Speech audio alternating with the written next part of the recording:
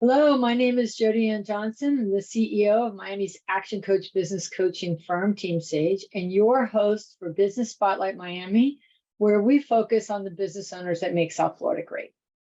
Today, I have the pleasure of interviewing Oliver Belin, CEO of Calculum. He's a supply chain finance specialist whose company has reinvented the way companies analyze, manage, and negotiate better payment terms. Welcome, Oliver. Can you give us a brief description of your business and what makes it unique in this specific niche? Yeah, sure. And thank you, Jody, for being part of this great session. So our company, Calculum, which is a Miami-based fintech company. To explain it very simple, we do one thing, and we do it very good, is we help companies analyze, optimize, and negotiate better payment terms with their trading partners.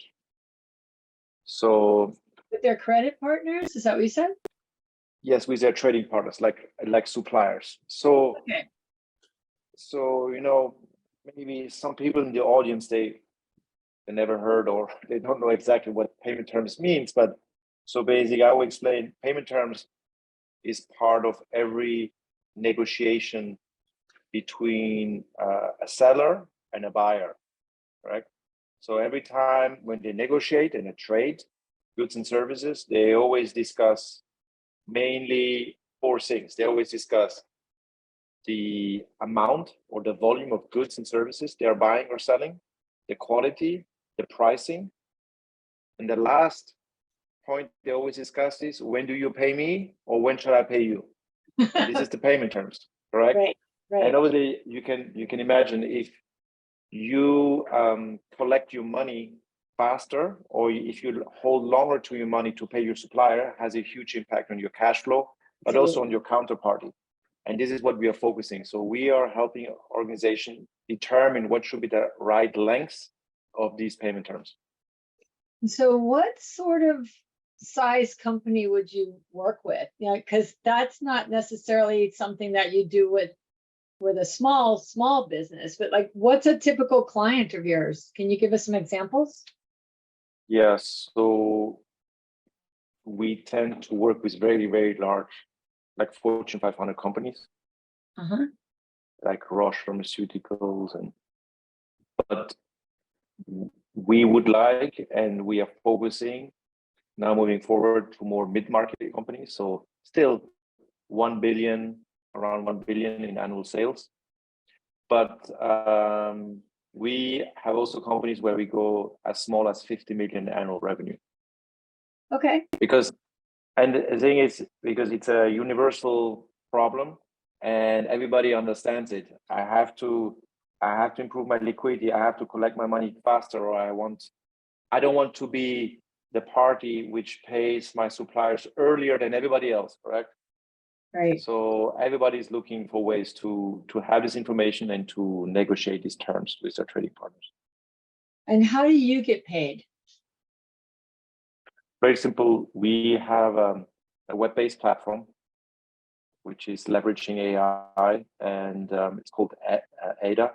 And we sell our platform, our services via subscription. So basically, our clients, they pay an annual fee and they have access to the platform, and they can analyze mostly 10,000, 50,000 suppliers, all their suppliers worldwide. Oh my goodness. And have the information. Wow. Yes, so. That sounds like a lot of fun. All right. How long have you had your business? But it's a lot of, sorry? I was asking you, how long have you had your business? We started in 2020. The first years were maybe mainly preparing. We were in stealth mode,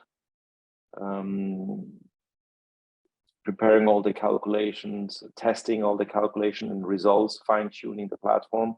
And then we launched and went into production with our platform in January 2021. So in the pandemic, did that affect Correct. your business very much? Sorry?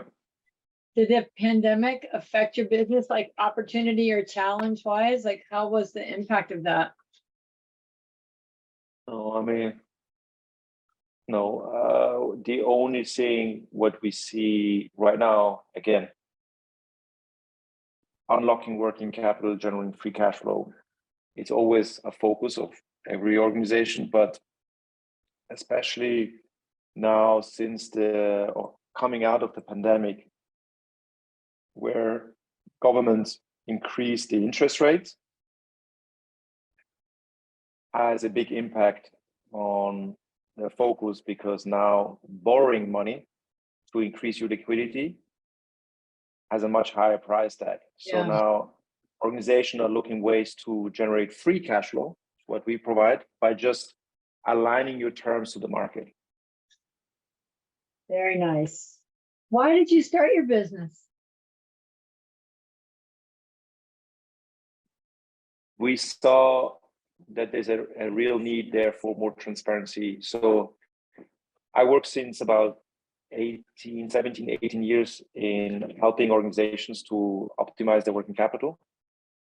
Calculum is actually my second company. The first company was called Swiss Commercial Capital, which I founded also during a strange period. It was 2007, during the last financial crisis. And yeah, we sold the business to Macquarie Bank, the fourth largest bank in Australia. And this business was working with financial institutions to inject liquidity into the marketplace, basically to finance companies by financing their receivables and payables. Mm-hmm. But if you are in the financing business and you're working with banks, you always limit yourself, because you always have to focus on organizations which fits the focus of the banks, mainly by jurisdiction. So, you know, if you would work with a regional bank here in the US and you have a client which needs funding in Vietnamese dong, then it will be very difficult to find, right? So it's the currency, the country, sometimes the industry, and then very much the credit risk. So the large banks, they only want to have the investment grade, the lowest risk. Right. And it's it makes it a little bit boring, because everybody is just jumping at the same companies and trying to sell them these services. And then I just saw that obviously this is a universal problem to solve. And by just offering data insights to companies, we can provide already huge benefits in improving their working capital and free cash flow, but we are not limited to any focus of the bank. So we can go after companies anywhere in the world, any size, as I mentioned before, any credit risk. We can even go after companies which are Chapter 11. Wow. And if you still want to simulate what will be the effect with a financial institution injecting liquidity, the platform can still simulate that. So it's not just without financing, you can add financing to the mix and then see what is the benefit to your payment terms. Wow. Really fascinating. Simon Sinek says people don't care what you do or how you do it. They care why you do it. So why do you do what you do? What is it about it that matters to you personally, Oliver? Yes. So for me personally, it's just there's no reference to payment terms. Nobody knows what should be the right terms. If you ask companies today, large and small, how they determine why they are paying somebody on day 30, right? Why? You always get three answers. The first ones, they just say, I'm just paying what I'm used to. The last 10 years, I paid my suppliers on day 30. That's probably the right. The other one says, very similar, they say, look, I just got an invoice from my supplier to pay them on day 50. I just paid them on day 50.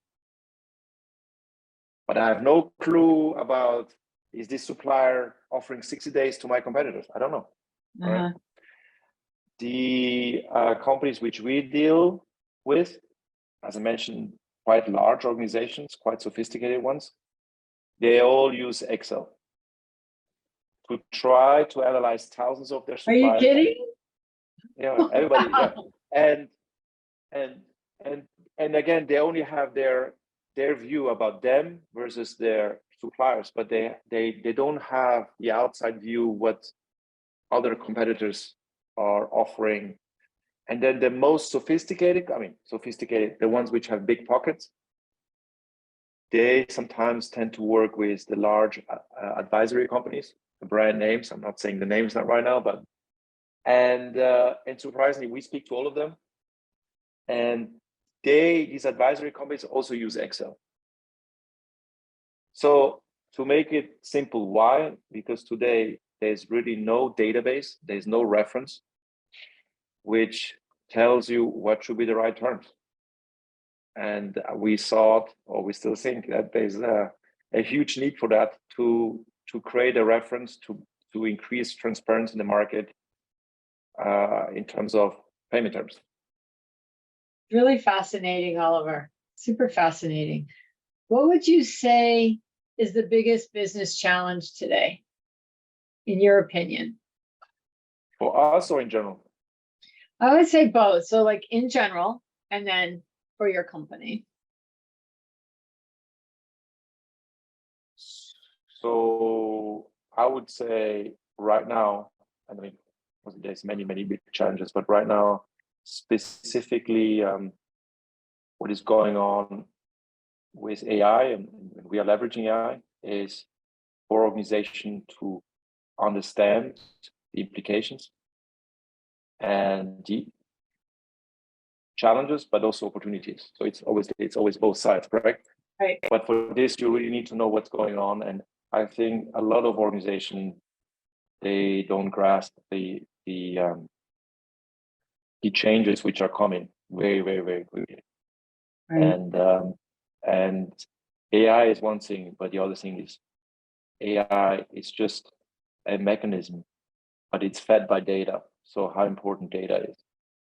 And these I think are some challenges or opportunities for organization, and they have to be conscious about that, because it will change every aspect. And we are just focusing on one thing, but it's a very important thing is payment terms.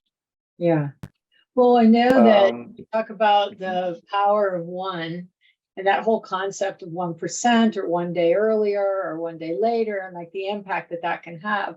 So it's a very important conversation, regardless of the size of your business, because it can make such a huge impact. And so it's really important. But something came to my mind when you were talking about how AI is dependent on data. How do you ensure that your data is accurate and pristine? Yeah, so first of all, when you speak about data, you have to understand there's different types of data. There is data which is kind of in the public space, and then there's very specific data.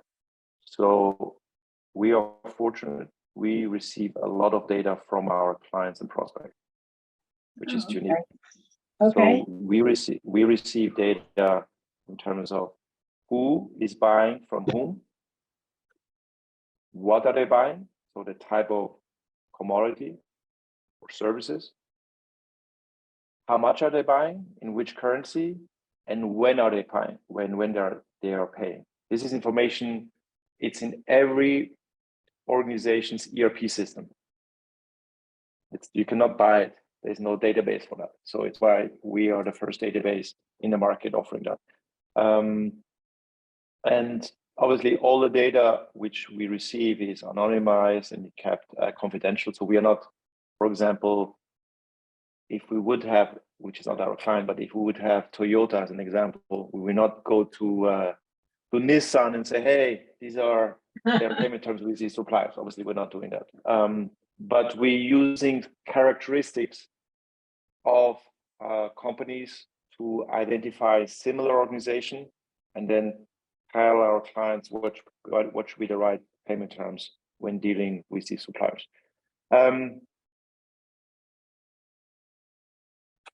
Yeah, so that is one part. And then the other part is once we have a company in our database, then we enhance it with a lot of additional information like financial information, credit scoring, credit ratings, industry information, information on commodities, a lot. And then this gives you then the big picture, because payment terms alone is one thing, but you need to know what are the factors which play a role for you to influence payment. For example, if I would be your supplier, Jody, and I know, or no, you know that my business, my annual sales revenue represents, no, sorry, that your spend with me represents about 20% of my annual revenue. So you're a big client of me. Obviously, then I would be much more accepting what you offer to me in terms of payment terms than if it would be the reverse. So these are some aspects. And for that, we need to know the annual revenue, other financial data, which we get from external sources. So do you, obviously, yes. Sorry, I interrupted you. I apologize. No, so basically what I'm saying is the key aspect of our business is that we have access to very specific data, which is not publicly available, impossible. You have to collect it. And the second is to enhance it to third-party providers. And the third one is to make the connection. So basically data alone is kind of useless, but how you connect the dots, how you then create insights and making connections, which then you can make powerful decisions out of that. So what I was going to ask you was, you have all this data that's super valuable for business and business owner and their procurement officers or whatever, and the finance team. But do you also offer services, like you'd help them to think through how to ask for different payment terms? Yes, cool question. Yeah, so what we provide not just payment terms, we provide a lot of additional information to, again, improve the information and data insights on trading partners, correct? Because data and information is powerful. Now, one thing is, yeah, if our platform says like, hey, Jody, you should move your terms to by 12 days, right? And if I'm again your supplier and tell me, hey, Oliver, we would like to move our terms by 12 days. Then to your previous point, the question will be like, why? Why are you moving? And so the platform provides all the argumentation, so all the reasoning, specifically on the buyer and supplier relationship and characteristics of the supplier. So this can be, if it finds out leverage, this can be one, or it could be the country, the industry, the commodity, or maybe you're buying from another organization like mine as a supplier, but we belong to the same parent. Then you can say, hey, Oliver, the other sister companies, which is also selling goods to us, has these payment terms. We just want to harmonize it. It doesn't make sense to have two different payments. So there's a lot of argumentation, and the system creates a script, nice, which goes step by step, telling the procurement people, because these are the personas which are picking up the phone and negotiating, as I said before, in terms of pricing, volume, quality, and also payment terms. At least once a year, they're having this discussion, and the script then provides a script telling you step by step what you should say to be much more successful in your negotiations. Is this mainly like product based, or do you like industry, somewhat industry specific work that you're doing and then broadening out? Because I could see, I have a client that does produce, and they do negotiations once a year because they're, they sell quite a bit of produce, like a large volume of produce. And I could see where this would be meaningful to them on some level, but maybe you're only looking at like hard materials or something like that, or do you do services too? Yeah. So in the world of spend, there are different ways how to categorize. So I would say the first one is direct spend, which goes all the goods and services which goes in your production of your main product, correct? Which you are Okay. then, like for example, if you are going back to a Toyota, when you are not a car manufacturer, then it's maybe steel, like colors for the painting and all the stuff which is directly connected to your manufacturing. And then there's indirect spend. So that could be the coffee in your office for your employees, stuff like that, or cleaning the office, which is not directly connected to your manufacturing. Right. We analyze both the Oh. direct and indirect spend. Yeah. Then there is the strategic ones, like it's always like the 80-20 rule. And then there's the tail suppliers. So these are all the small suppliers which play an important role, but in terms of dollar amount, it's small. And in the market, these advisory consultancy companies, they tend to just analyze the top, let's say 100 suppliers. We analyze 10,000, even in some cases, 80, 100,000 suppliers. Yeah, so to answer the question, every relationship, every analysis of every supplier counts for us and plays a role. And we have no specific industry focus, because anything which is manufactured mostly needs logistics, correct? To move goods, and so then you have packaging, always required, marketing. So we always see similar services and similar solutions and similar suppliers. But then, yeah, interesting. For example, we analyze now a lot in pharma, and now what is interesting, we analyze now the suppliers of the suppliers. So the suppliers, now the big ones are like, hey, I also want to analyze mine, and then you see the whole picture. Right. Wow. It's very fascinating. You must be having quite a good time with that. And so, Yes. what's inspiring you the most about your business right now? So first of all, it's great to create something new and with a vision, and then seeing some success and seeing happy clients where you can change the business and improve it.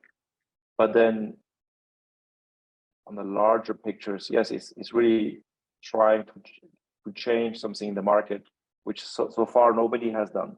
So really and using new technologies to make it happen. So there's different aspects, but yeah, so coming up with a vision and then making it happen with a productive system, having clients believing in you and trusting you, so that they give you the data, and then giving them all the insights and opportunities to make a positive impact on their business. So this excites me. Yeah, that. Thank you so much for your time, and the difference that you're making both for your clients and for our community, and for making the world a little bit more transparent, right? Not necessarily to have somebody win and somebody lose, but to create some equity in the relationship. Exactly. And can you share with our audience a little bit about how they can find out about your services? Sure. So obviously our website, www.calculum.ai, is our website, but CALCULUM.ai. Exactly. And I forgot to mention, but obviously this session, it's great because when you hear it, it sounds obviously like, yeah, why should I not look at it and improve my terms? But a lot of things have to been done in terms of education, awareness, because people, again, it's a totally new solution. People are like, I never heard that I can have insights on what should be the right payment terms, or that I can improve it. So we welcome anybody which is interested to have this discussion. And normally how we start the discussion with somebody which is interested is very simple. We just need 7 data points. So we just need to know who is the buyer, who is the supplier, again, how much you're buying, the currency, the actual payment terms. Then we sign a mutual NDA, and then any company can test us, and they receive the results in just a few days, depending if this has 1,000 or 5,000 suppliers. But they can see then on the platform how much has been identified in terms of opportunities to improve. And then they can make a decision if to move forward, if this is something of interest or not. And we had sometimes example where companies said like, hey, I'm already, the platform shows like you are already top of your game in terms of your industry, and some others, there's huge opportunities to be aligned with the market. That's really super generous as you're educating people. And, just working with business owners myself, I can tell you that many of them don't understand the power of one and the power of actually having, an extra couple of days of holding on to their money and, what it translates to. So does the platform actually tell them if they improve their payment terms by some, percent or some number of days, what that would translate to in terms of dollars? Yeah, 100%. Yes. That's, nice. Yeah. It tells you. So normally when let's say if we start a discussion with a company which is interested, we receive the data again. Let's say if it's 1,000 suppliers, in a few days, we invite them to a video call such as this now, and then we show them the results on a portfolio level. And it tells you like, you have, X amount, X $1 million of cash flow opportunity, which is just there by having not the right terms applied to your suppliers. And usually on average, it always depends on the company, but say we identify about 8 to 12% free cash flow for every dollar spent we analyzed. So a company which has 100 million in spend, which we analyze, we identify between, let's say, 10 and 20 million free cash flow. Crazy. Yes.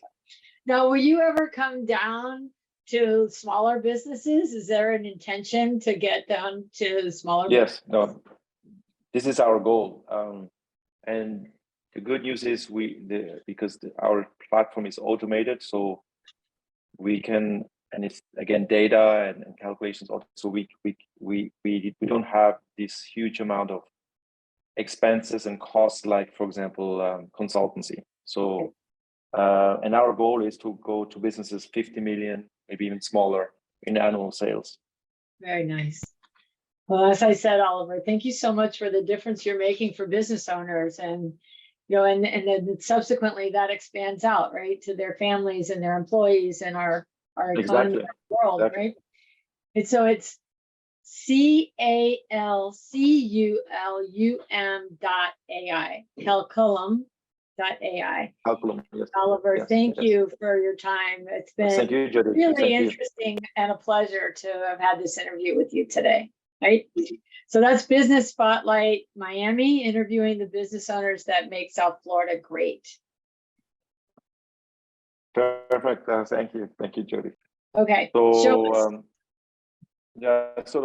but interesting about the government. So a few years ago, I was invited by the Obama administration about payment terms when we speak about government, and the reason why was the Obama administration were looking at their biggest supplier, like, mostly defense and construction, etc. And they found out that they pay them, I think, on day 60 or 45 on average.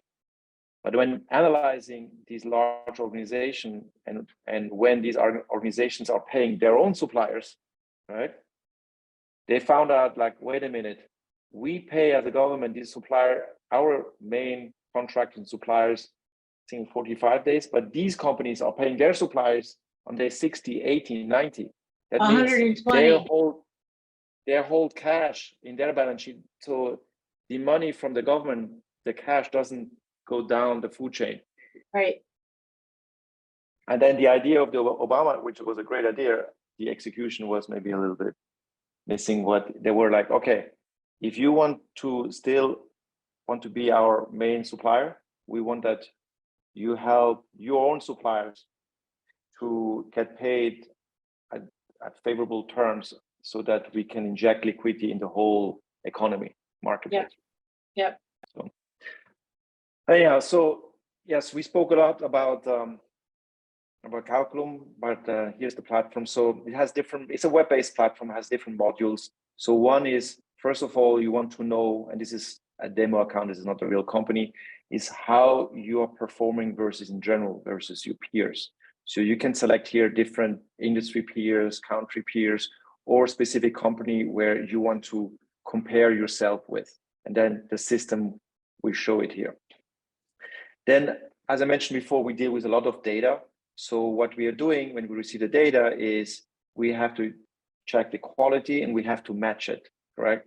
So we have to match it with our own database and find similar companies. So usually we have a match rate about 80%. And that means we have to clean the supplier name. Like sometimes the companies have changed their address or there was acquisition.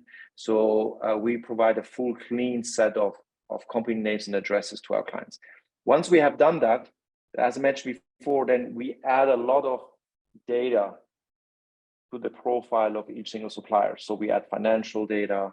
You mentioned before, maybe you remember before when I discussed about buyer leverage. So here we show on a portfolio level, how much does the buyer has leverage towards its suppliers? So basically meaning the spend, what does it represent in terms of total sales? And then we have a whole breakdown of different ways how we split the data in terms of the different buying organization, geographically, where are the suppliers main located, and we credit score, or the platform credit score each single supplier. And then, as I mentioned before, you can create different, as I mentioned before, we can create different programs. So you can say, for my Chinese supplier, I want to focus on optimizing, extending my payment terms. For others ones, like for my minority-owned suppliers, I want to offer them access to early payment terms. So you can create different strategies. And then on the portfolio level, so this is a small demo, a small company, only with 13 million in annual spend. It shows you your contractual, your current terms, and then the proposed terms, how to move it. And again, a breakdown. And then obviously, this is just, it shows you, but then you have to create a plan.